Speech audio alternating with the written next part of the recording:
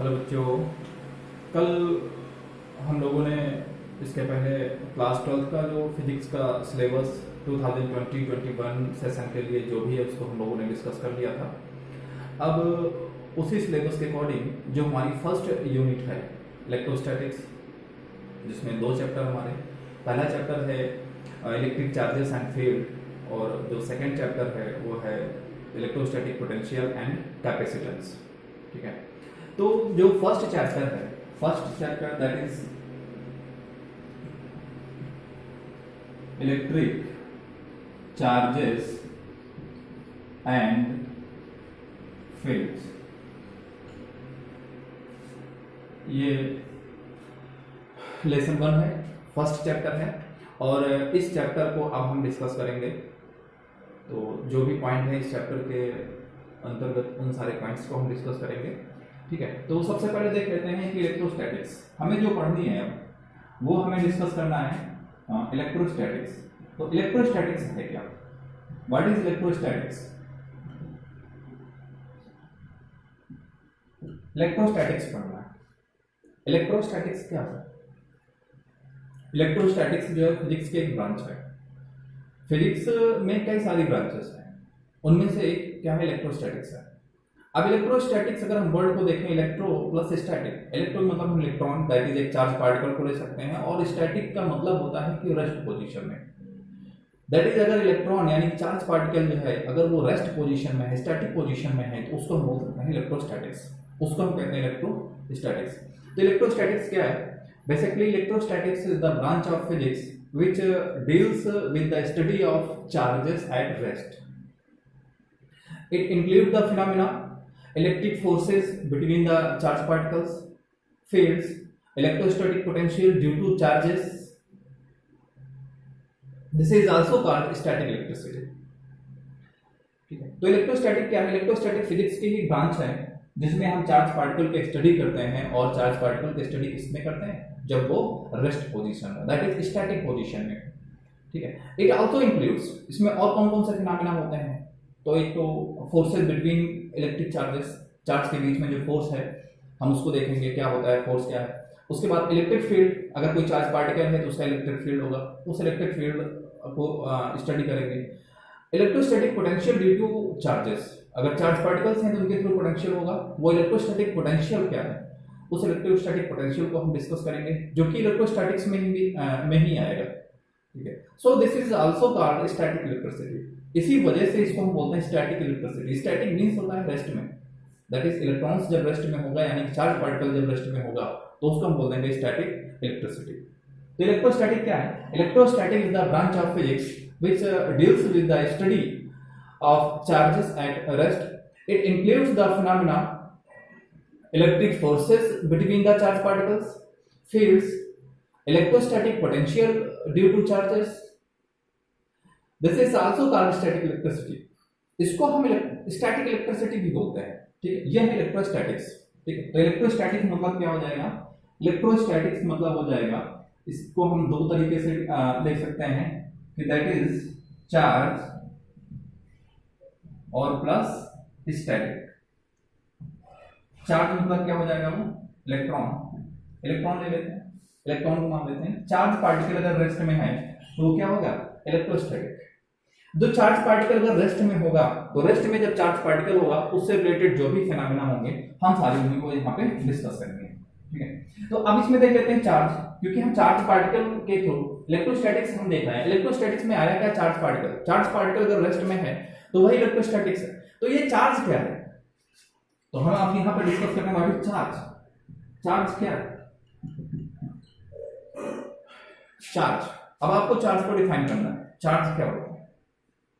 Charge को define करना है, बट चार्ज चार्ज क्या होता है? तो एक छोटा सा एक्सपेरिमेंट आप लोगों ने किया होगा, और स्कूल लाइफ में हम लोग ये एक्सपेरिमेंट लगभग सभी लोग करते हैं। होता क्या है कि आप पेन या स्केल आप ले लेते हैं और ड्राई हेयर में रब करते हैं। देन जो पेपर के पीसेस होते हैं, छोटे छोटे पीसेस होते हैं, जब उसके नियरेस्ट हम नियर लेके जाते हैं उस पेन को या स्केल को, तो जो पेपर बिट्स होते हैं वो स्टिक इन स्केल, वो स्केल में चिपक जाते हैं। ऐसा क्यों होता है? नॉर्मली अगर हम स्केल से या पेन से उन पेपर बिट्स को उठाने की कोशिश करें तो पेपर बिट्स जो होते हैं वो पेन में नहीं चिपकते हैं, लेकिन जब उसको हम रब्ड करते हैं, ड्राई हेयर्स में हम स्केल को या पेन को रब्ड करते हैं, देन उस पेन को हम अगर पेपर बिट्स के पास, जो स्मॉल कॉटन या पेपर बिट्स होते हैं उनके पास अगर हम लेकर जाते हैं तो वो कॉटन या जो पेपर के बिट्स होते हैं वो स्केल में या पेन में चिपक जाते हैं। ऐसा क्यों होता है? क्यों होता है? क्योंकि वो जो बॉडी होती है रब्ड करने के बाद इलेक्ट्रिकली चार्ज हो जाती है। अब ये चार्ज हो जाती है तो ये चार्ज वर्ड यहाँ पे आ रहा है, चार्ज हो गई। चार्ज का मतलब क्या है? अगर हम डिफाइन करना चाहें बट चार्ज, तो चार्ज को आप कैसे डिफाइन करोगे? इस चार्ज को आप कैसे डिफाइन करोगे? बोल देते हैं कि हाँ ये बॉडी चार्ज है। दो तरीके के चार्ज होते हैं, बेंजामिन फ्रैंकलिन ने जो दिया कि एक पॉजिटिव चार्ज होगा, दूसरा नेगेटिव चार्ज होगा। तो बॉडी जो होती है वो पॉजिटिवली चार्ज हो गई, नेगेटिवली चार्ज हो गई, लेकिन चार्ज है क्या? हमें इस चीज को समझना है। तो अब यहाँ पे हम चार्ज को डिफाइन करेंगे। आप ध्यान से सुनिएगा तो चार्ज होता क्या है। Charge is something possessed by material object by which that material object experiences a force of attraction or repulsion। अब चार्ज क्या है? चार्ज इज समथिंग, कुछ भी है, पता नहीं क्या है, लेकिन उसको हम डिफाइन करते हैं कि चार्ज इज समथिंग, चार्ज है कुछ।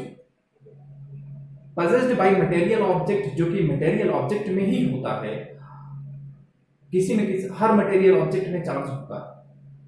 तो charge is something possessed by material object by which, जिसके through that material object experiences a force of attraction or repulsion, जिसके थ्रू वो मटेरियल ऑब्जेक्ट जो है वो क्या करती है?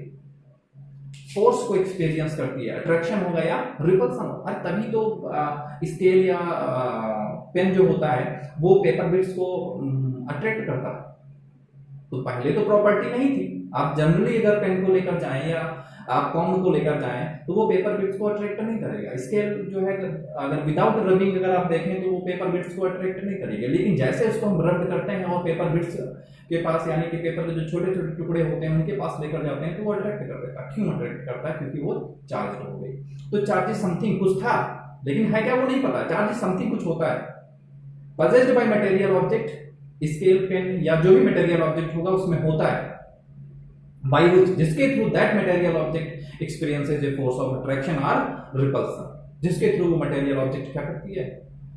फोर्स को एक्सपीरियंस करती है, वो चाहे अट्रैक्टिव फोर्स हो या रिपल्सिव फोर्स। ठीक है, तो टाइप ऑफ चार्जेस, दो तरीके के चार्ज पार्टिकल्स होते हैं, देख लेते हैं। एक होता है पॉजिटिव और दूसरा क्या हो जाएगा? Negative. Positive charge particle and negative charge particles. अब ये पॉजिटिवली चार्ज पार्टिकल या नेगेटिवली चार्ज पार्टिकल, इनको कैसे देखेंगे? क्या होते हैं पॉजिटिवली चार्ज पार्टिकल या नेगेटिवली चार्ज पार्टिकल? ठीक है, इनको हम समझने की कोशिश करेंगे। देखिए, कोई भी बॉडी जो चार्ज होती है वो कैसे चार्ज होती है, उन पे चार्ज कैसे आता है, हमें इसको समझना है। तो किसी भी बॉडी पे चार्ज कैसे आएगा उसको समझने के लिए, समझने के लिए हम सबसे पहले देखते हैं स्ट्रक्चर। किसका स्ट्रक्चर देखेंगे? दैट इज मैटर की स्टडी करेंगे थोड़ा सा, फिर उसके बाद एटॉमिक स्ट्रक्चर। ठीक है, अब बॉडी पे चार्ज कैसे आएगा, थोड़ा सा केमिस्ट्री की तरफ मूव करते हैं। ठीक है, क्योंकि फिजिक्स और केमिस्ट्री दोनों एक दूसरे से रिलेटेड ही रहती हैं थोड़ा बहुत, तो थोड़ा बहुत क्या बहुत कुछ। तो सबसे पहले हम आइटम को देखते हैं क्या होता है। सभी को पता होगा, आपने पढ़ा होगा इसको, आइटम को। देखिए, मैटर जो होता है वो छोटे छोटे स्मॉल पार्टिकल्स से मिलकर बना होता है, जिनको क्या बोलते हैं? Atoms. Matter is made up of very large number of small particles called atom. अब आइटम का स्ट्रक्चर क्या होता है पता होगा आपको। न्यूक्लियस होता है, सेंटर पॉजिटिवली सेंटर कोर होती है जिसको हम न्यूक्लियस बोलते हैं, जिस पे क्या सा चार्ज होता है? पॉजिटिव चार्ज होता है। उसके बाद उसके चारों तरफ इलेक्ट्रॉन्स जो होते हैं वो डिफरेंट ऑर्बिट में रिवॉल्व करते हैं। इलेक्ट्रॉन्स जो होते हैं वो डिफरेंट ऑर्बिट में क्या होते हैं? रिवॉल्व करते हैं। तो इलेक्ट्रॉन्स जो हैं न्यूक्लियस के अराउंड, इलेक्ट्रॉन्स जो होते हैं वो डिफरेंट ऑर्बिट में, मान लीजिए इलेक्ट्रॉन्स हैं, ये रिवॉल्व करते हैं। ठीक, ये एटम का स्ट्रक्चर आपको पता ही होगा, ठीक है। ये पॉजिटिवली चार्ज है, ये इलेक्ट्रॉन्स हैं, इलेक्ट्रॉन्स पे नेगेटिव चार्ज है, ये हमको पता है। ऐसे मैटर क्या होता है, इलेक्ट्रिकली न्यूट्रल होता है।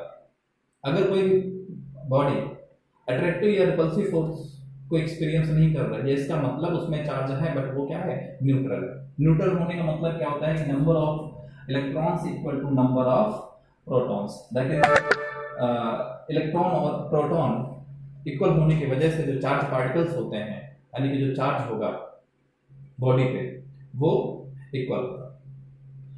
पॉजिटिव चार्ज नेगेटिव चार्ज के इक्वल होगा तो वो इलेक्ट्रिकली न्यूट्रल हो जाती है, बॉडी जो होगी वो इलेक्ट्रिकली न्यूट्रल हो जाती है, ठीक है।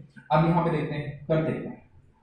अब न्यूक्लियस के अराउंड जो ऑर्बिट हैं उन पे न्यूक्लियस का जो अट्रैक्टिव फोर्स होता है, that is electrons are strongly bound with the nucleus. जो इलेक्ट्रॉन्स होंगे वो न्यूक्लियस के साथ स्ट्रांगली बाउंड होते हैं, लेकिन जैसे जैसे हम न्यूक्लियस से दूर जाते हैं, दैट इज हम आउटर मोस्ट ऑर्बिट की तरफ अगर मूव करेंगे, जिसको हम बोल सकते हैं कि वैलेंस सेल, तो वैलेंस सेल का जो इलेक्ट्रॉन होगा, आउटर मोस्ट ऑर्बिट में जो इलेक्ट्रॉन्स होगा, उसके ऊपर न्यूक्लियस के थ्रू जो फोर्स लगेगा वो उतना ज्यादा स्ट्रांग नहीं होगा, और इस इलेक्ट्रॉन को थोड़ी सी एनर्जी देकर जो इसका बोल सकते हैं पेरेंटल एटम होगा, उससे हम इसको रिमूव कर सकते हैं, अलग कर सकते हैं। तो कैसे अलग करते हैं? अभी आप ये सोच रहे होंगे कि हम स्केल को या कॉम को या पेन को हम रब्ड करते हैं और रब्ड करने के बाद इलेक्ट्रॉन्स कैसे रिमूव हो जाएगा, क्योंकि जो स्केल है, कॉम है या पेन है, वो एक मटेरियल ऑब्जेक्ट है which is made up of very large number of atoms, जो कई सारे एटम्स से मिलकर बना हुआ है। अगर एटम है तो उसमें इलेक्ट्रॉन होंगे और प्रोटॉन भी होंगे, वो इलेक्ट्रिकली न्यूट्रल है, इस वजह से वो ऑब्जेक्ट यानी वो मैटर जो है वो न्यूट्रल है। न्यूट्रल है जिसका मतलब कोई भी फोर्स उस पर एक्सपीरियंस नहीं करेगा, ना तो वो अट्रैक्टिव फोर्स लगाएगा ना तो वो रिपल्सिव फोर्स लगाएगा, ऐसा होगा। लेकिन हमने कहा कि इसको थोड़ी सी भी अगर एनर्जी मिल जाएगी, इस इलेक्ट्रॉन्स को अगर एनर्जी मिलेगी तो इलेक्ट्रॉन्स जो होगा वो वैलेंस सेल को छोड़ देगा and becomes a free electron, और फ्री इलेक्ट्रॉन हो जाएगा। तो एनर्जी कहां से मिलती है? एनर्जी मिलती है, कैसे मिलती है जरा? आप रब्ड करते हो, हाथ को जरा रब्ड करेंगे, क्या फील करते हो? हीट प्रोड्यूस हो जाती है। थर्मोडायनेमिक्स 11th क्लास में हमने पढ़ा होगा, थर्मोडायनेमिक्स। हाथ को रब्ड किया, हीट प्रोड्यूस हो गई। दैट इज हम पेन को या स्केल को या कॉम को जब ड्राई एयर से रब्ड करते हैं, हीट प्रोड्यूस होती है ड्यू टू फ्रिक्शन। फ्रिक्शन की वजह से वहां पे हीट प्रोड्यूस होती है, और वही हीट एनर्जी के फॉर्म में इलेक्ट्रॉन जो होता है वो गेन करता है।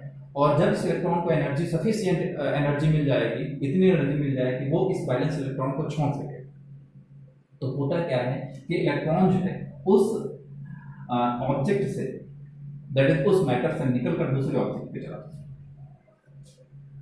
तो जब मान लो अगर यहां से एक इलेक्ट्रॉन भी निकल के दूसरे मैटर पे चला गया, क्या होगा? अब ये तो पहले तो इलेक्ट्रिकली न्यूट्रल था ना, लेकिन इलेक्ट्रॉन का ट्रांसफर होने की वजह से इलेक्ट्रॉन जाएगा तो उसके साथ चार्ज जाएगा। इलेक्ट्रॉन पे नेगेटिव चार्ज होता है, इलेक्ट्रॉन पे कैसा चार्ज होता है? नेगेटिव चार्ज होता है। ये आपने पढ़ा होगा क्लास में, 1.6 × 10⁻19 कूलम ये नेगेटिवली चार्ज बॉडी होती है, इतना इलेक्ट्रॉन पे चार्ज होता है। प्रोटॉन पे भी इतना होता है, लेकिन वो पॉजिटिव होता है, दोनों पे चार्ज सेम होता है। तो अगर इलेक्ट्रॉन जाएगा तो वो नेगेटिव चार्ज जाएगा। अब तो बैलेंस यहाँ का बिगड़ गया। अब यहाँ का बैलेंस क्या होगा? पहले तो ये बैलेंस था, number of protons equal to number of electrons, दोनों के चार्ज सेम है, एक पॉजिटिव है दूसरा नेगेटिव, ऐड कर दो तो वैसे भी जीरो हो जाएगा। दैट इज ये ऑब्जेक्ट, ये एटम इलेक्ट्रिकली न्यूट्रल हो जाएगा। लेकिन अगर यहाँ से इलेक्ट्रॉन का ट्रांसफर होता है तो नंबर ऑफ प्रोटॉन्स जो होंगे वो, यानी जो पॉजिटिव चार्ज पार्टिकल्स हैं, नंबर ऑफ प्रोटॉन्स हैं वो इलेक्ट्रॉन से ज्यादा हो जाएंगे। तो इसका मतलब ये बॉडी क्या हो जाएगी? पॉजिटिवली चार्ज, ये एटम पॉजिटिवली चार्ज हो जाएगा, और जहां इलेक्ट्रॉन पहुंचेगा वो क्या हो जाएगा? नेगेटिवली चार्ज हो जाएगा। सो ये बेसिक थ्योरी है कि किसी भी बॉडी के जो इलेक्ट्रिफिकेशन के लिए, यानी कि बॉडी के चार्जिंग के लिए, कि वो पॉजिटिवली चार्ज होगी या नेगेटिवली चार्ज होगी, तो वो ये बेसिक कॉन्सेप्ट है कि जब इलेक्ट्रॉन का ट्रांसफर होता है तो जहां से इलेक्ट्रॉन जाएगा that body becomes positively charged, and where electron based that body becomes negatively charged. तो वो बॉडी जो हो जाएगी वो नेगेटिवली चार्ज्ड बॉडी हो जाएगी। तो ये there are two type of charges. अभी हम लोगों ने देखा, तो एक होता है पॉजिटिव चार्ज और दूसरा क्या होता है? Negative charge. So charges, charge क्या होता है वो आपने देख लिया। कितने टाइप के होते हैं, यानी कि पॉजिटिव चार्ज, एक positively charged body positive charge होगा, और दूसरा क्या हो जाएगा, इसको हम लिख लेते हैं नेगेटिव चार्ज। दूसरा क्या हो जाएगा, negative charge. There are two type of charges, दो तरीके के चार्ज हो गए, एक पॉजिटिव चार्ज हो गया और दूसरा क्या हो गया, नेगेटिव चार्ज हो गया। ठीक है, अब पॉजिटिव और नेगेटिव चार्ज, फिर आगे स्टडी किया गया जो पॉजिटिव चार्ज होते हैं और नेगेटिव चार्ज, अगर किसी बॉडी पे अपोजिट चार्ज है तो वो बॉडी एक दूसरे को अट्रैक्ट करती है। दैट इज, ये हम बोल सकते हैं कि same charges repel and opposite charges attract to each other. तो वो एक दूसरे को अट्रैक्ट करेंगे, अगर अपोजिट है तो, सेम है तो वो रिपेल करेंगे। दैट इज, अगर पॉजिटिवली चार्ज बॉडी को किसी दूसरी पॉजिटिवली चार्ज बॉडी के पास लेकर जाओगे तो वहां पे रिपल्सन होगा, लेकिन पॉजिटिवली चार्ज बॉडी को नेगेटिवली चार्ज बॉडी के पास लेकर जाओगे तो वहां पे क्या होगा, अट्रैक्शन होगा। एक छोटा सा एक्सपेरिमेंट के थ्रू इसको हम समझने की कोशिश करते हैं। ये छोटा सा एक्सपेरिमेंट करते हैं, देखिए ग्लास रॉड को अगर आप सिल्क के साथ रब करते हो तो इसमें लिख सकते हो कि रब्ड विद सिल्क, तो ग्लास रॉड जो होगी वो पॉजिटिव चार्ज हो जाएगी और उस पर क्या हो जाएगा, नेगेटिव चार्ज। ऐसे ही आप एक एबोनाइट रॉड को अगर हम फर, मतलब खाल, बिल्ली की खाल ले लो, कैट्स फर ले लो, उसके साथ रब करते हैं तो ebonite rod becomes negatively charged and fur becomes positively charged in that amount, that is same amount में, क्योंकि जितना इस पे नेगेटिव आएगा उतना इस पे पॉजिटिव चार्ज। अब एक्सपेरिमेंट को देख लेते हैं थोड़ा सा। मान लीजिए हमने एक रॉड ले लिया, उसको यहाँ पे हैंग कर दिया, इस तरीके से इस रॉड को हमने कर दिया हैंग। अब ये मान लीजिए positively charge rod, positively charge rod का मतलब क्या हो जाएगा, ग्लास रॉड है, उसको हमने सिर्फ से रब किया और यहाँ पे हैंग कर दिया। ठीक है, अभी इस पे कोई फोर्स नहीं लगेगा, लेकिन जैसे ही इसके पास हम दूसरी कोई पॉजिटिवली चार्ज रॉड लेकर आएंगे, एक हम अनदर पॉजिटिवली चार्ज रॉड इसके जब नियरेस्ट लेकर आते हैं तो ये रिपेल करते हैं, दैट इज ये ऊपर की तरफ बढ़ जाएगा। इसका मतलब क्या हुआ, जैसे रॉड को लाएं ये से जुड़ जाती है, इसका मतलब ये क्या कर रहा है, रिपेल कर रहा है। ठीक है, तो एक ये एक्सपेरिमेंट, इसके थ्रू ये प्रूफ हो गया कि जो सेम चार्ज है वो रिपेल करते हैं। अब पॉजिटिव की जगह पे आप नेगेटिवली चार्ज ले लो। ठीक है, आप एबोनाइट रॉड कर लीजिए, अब दो एबोनाइट रॉड को कंसीडर कर लीजिए, उनको भी देखते हैं तो वो भी रिपेल कर रहे हैं। इसका मतलब ये हो गया कि same charges, that is positive charge और नेगेटिव चार्ज जो होगा वो एक दूसरे को रिपेल करेंगे। ठीक है, इसी तरीके से यहाँ पे ये हमने ग्लास रॉड ले लिया जिसको सिल्क से रब किया तो इस पे कैसा चार्ज होगा, पॉजिटिव चार्ज हो गया, और इसके ऊपर इसके नियरेस्ट, इसके नियर हम एक negatively charge rod, that is sorry negatively charge, that is ebonite को रॉड अगर इसके नियरेस्ट लेकर आते हैं तो ये क्या करेगा, दूसरे को अट्रैक्ट करेगा। ये पॉजिटिव चार्ज है, ये नेगेटिव चार्ज है, अपोजिट चार्ज है, तो अपोजिट चार्जेस क्या होते हैं, एक दूसरे को अट्रैक्ट करते हैं। तो सेम चार्ज क्या करेंगे, रिपेल करेंगे, अपोजिट चार्ज क्या करेंगे, अट्रैक्ट करेंगे। ठीक है, ये होता है अट्रैक्शन और रिपल्सन। तो सेम चार्ज रिपेल करते हैं और अपोजिट चार्ज जो है वो अट्रैक्ट करते हैं। तो चार्ज क्या है, चार्ज कैसे जनरेट होते हैं किसी भी बॉडी में। ठीक है, और रिपल्सन और अट्रैक्शन जो सेम चार्ज में है वो क्या है, वो चीज हमने यहाँ पे देख लिया कि कैसे होगा। अब यहाँ पे जो हम आगे डिस्कस करेंगे वो हम डिस्कस करेंगे चार्जिंग ऑफ ए बॉडी या चार्जिंग ऑफ ए कंडक्टर। ठीक है, देखिए तीन तरीके के मटेरियल्स होते हैं, उनको भी हम यहाँ पे थोड़ा सा शॉर्ट में डिस्कस कर लेते हैं, ब्रीफली को हम डिस्कस कर लेते हैं, फिर आगे जब कभी पढ़ेंगे तब देखा जाएगा उनको। ठीक है, हो सकता है आपने पहले से ही पढ़ा हो। एक होता है कंडक्टर, तो कंडक्टर को आप जानते ही हैं, those materials which conduct electricity easily, जिनमें जो इलेक्ट्रिसिटी को इजीली कंडक्ट करते हैं वो कंडक्टर होते हैं। लाइक एज सिल्वर सबसे ज्यादा कंडक्टिविटी होती है, कॉपर, सी, एल्युमिनियम, एटीसी, ये कंडक्टर होते हैं। इसके बाद होते हैं इंसुलेटर। इंसुलेटर आप जानते होंगे, इंसुलेटर क्या होते हैं? दोज मटेरियल या those object which do not conduct electricity, जो कि इलेक्ट्रिसिटी को कंडक्ट ना करते हो, वो सब इंसुलेटर में होते हैं। फॉर एग्जांपल वुड लकड़ी होता है, प्लास्टिक हो गया, ठीक है, ग्लास है, इटीसी, ये इंसुलेटर में आ जाएंगे। और एक थर्ड और मटेरियल है, वो होता है सेमीकंडक्टर। मोस्ट इंपॉर्टेंट है ये, क्योंकि जो हमारी लास्ट यूनिट है, लास्ट चैप्टर है सेमीकंडक्टर डिवाइसेस, आपने सिलेबस में देखा है, तो सेमीकंडक्टर डिवाइसेस में भी हमें इसे पढ़ना है। तो सेमीकंडक्टर में क्या है? दैट इज इनकी जो कंडक्टिविटी होती है वो लाइज करती है बिटवीन कंडक्टर एंड इंसुलेटर। ठीक है, ये ऐसे ऑब्जेक्ट होते हैं जिनकी कंडक्टिविटी या जिसको बोल सकते हैं resistivity lies between conductor and insulator, उनको क्या बोलते हैं? सेमीकंडक्टर। तो सेमीकंडक्टर कौन कौन से होते हैं? जैसे जर्मेनियम हो गया, सिलिकॉन हो गया, ठीक है, कार्बन को भी रख सकते हैं सेमीकंडक्टर में, हालांकि इसका यूज नहीं होता। क्यों नहीं होता है वो समय जब हम सेमीकंडक्टर मटेरियल्स पढ़ेंगे तब देखेंगे कि कार्बन दैट इज जो टेट्रावैलेंट होते हैं, सीधे सीधे जान लो, जिनका आउटर मोस्ट शेल में 4 इलेक्ट्रॉन्स होंगे, वो क्या होंगे? सेमीकंडक्टर कहलाते हैं। टेट्रावैलेंट जो होंगे वो क्या होंगे? सेमीकंडक्टर। तो जर्मेनियम, सिलिकॉन, ये सब क्या है? सेमीकंडक्टर। तो बेसिकली 3 तरीके से मटेरियल्स होते हैं। एक कंडक्टर होता है जो कि करंट को यानी कि इलेक्ट्रिसिटी को इजीली कंडक्ट करता है। दूसरे इंसुलेटर होते हैं जो कि करंट को कंडक्ट नहीं करेंगे। और थर्ड जो होते हैं वो सेमीकंडक्टर होते हैं जिनकी रेजिस्टिविटी लाइज करती है between conductor and insulator, that objects are called semiconductor. तो यहाँ पे एग्जांपल्स दिए गए हैं, आप एग्जांपल्स के थ्रू इनको आप समझ लीजिएगा, ठीक है। तो ये मटेरियल्स हो गए, दैट इज कंडक्टर, इंसुलेटर और जो सेमीकंडक्टर मटेरियल्स हैं, इन मटेरियल्स को आपने देख लिया, ठीक है। इसके बाद फिर हम यहाँ पे डिस्कस करते हैं कि charging of a body. Charging of a body, कि आप किसी भी बॉडी को कैसे चार्ज करोगे। मान लीजिए कोई हमारे पास न्यूट्रल बॉडी है, तो उसको जब हम चार्ज करेंगे तो कैसे चार्ज करेंगे उस बॉडी को, तो ये हम अपने नेक्स्ट लेक्चर में देखेंगे।